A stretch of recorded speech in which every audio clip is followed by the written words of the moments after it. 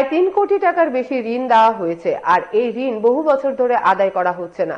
অবশেষে Tripura state cooperative ব্যাংকের চড়িলাম শাখার উদ্যোগে বিশেষ ঋণ আদায় শিবির অনুষ্ঠিত হয় সোমবার।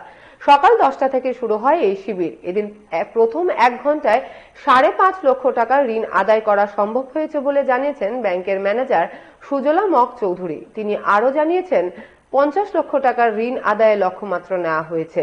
শিবিরে ব্যাংকের অ্যাসিস্ট্যান্ট ম্যানেজার অম্বলিকা বিশ্বাস, অসীম দেববর্মা, বিকাশ দেব সহ আরো অনেকে উপস্থিত ছিলেন।